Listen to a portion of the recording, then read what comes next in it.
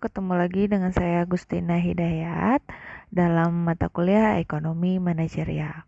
Ekonomi Manajerial ini merupakan aplikasi dari pelajaran yang telah kalian pelajari di semester lalu, yaitu mikro, makro, statistik 1, statistik 2. Ketemu lagi dengan hitungan ya. Nah, di sini kita akan lebih memfokuskan terhadap pengelolaan bisnis, yaitu membuat keputusan dengan resiko dan ketidakpastian yang ada di lapangan. Nah, fokus dalam mata kuliah ini ada 5. Yang pertama yaitu metode pengambilan keputusan yang efektif, metodenya ya. Yang kedua yaitu reaksi konsumen terhadap perubahan yang mengakibatkan perubahan profit perusahaan. Yang ketiga yaitu adalah hubungan biaya dengan pengambilan keputusan yang tadi kita ambil di tahap pertama. Yang keempat yaitu adalah strategi dan teori penetapan harga. Yang kelima yaitu adalah kontrol biaya dan penerimaan dana. Dalam bisnis itu kita berfokus terhadap profit pasti ya. Nah, gimana sih cara menghitung profit tahun ini dihitungkan untuk tahun depan atau 5 tahun yang akan datang ya. Nah, di sini kita menggunakan rumus yang untuk menghitung tahun depan menggunakan rumus yang ini. Nah, sedangkan untuk 5 tahun, 10 tahun, 8 tahun, langsung ditebak tahun berapanya, kita menggunakan rumus pangkat N. Nah, sekarang kita ambil contoh. Misalkan present value-nya itu 100.000.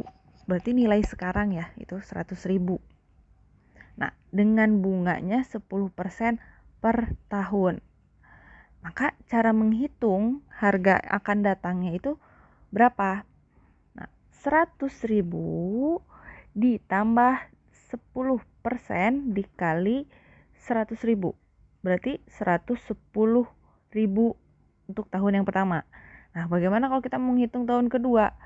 110.000 itu dijadikan present value untuk tahun yang kedua ya. Sehingga hasilnya berapa? 121.000 tahun kedua. Nah, sekarang kita mau menghitung untuk 5 tahun yang akan datang. Nah, 5 tahun di sini berarti itu adalah N kecil ya. Dan bunga pinjamannya itu adalah interestnya 12,5%. Berarti kita masukin ke rumusnya itu 120 juta dikali 1 ditambah 0,125 pangkat 5. 216 juta. Dibulatkan aja ya. Nah, sekarang kalian stop videonya, kerjakan soal ini. Satu soal ya, tiap mahasiswa. Nah, setelah kalian mengerjakan, kita punya studi kasus investasi dengan 3 pilihan. Tahun pertama itu tahun sekarang, tahun investasi kedua itu adalah 10 tahun kemudian, investasi ketiga itu adalah 25 tahun kemudian. Di sini kita mengerjakan menggunakan tabel ODR. Nah, kita ambil yang 10% dulu ya untuk contoh.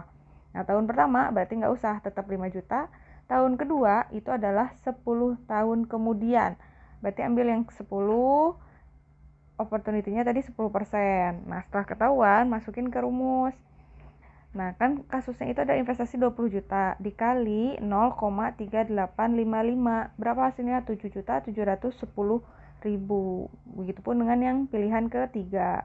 Kalian kerjakan soal ini dengan kalau nomor NPM kalian ganjil, kerjakan 5% ODR-nya. Kalau genap, kerjakan 20%. Dan nomor 3 yaitu cari tabel. Jangan lupa tugasnya dikirimkan melalui Classroom. Sampai ketemu minggu depan.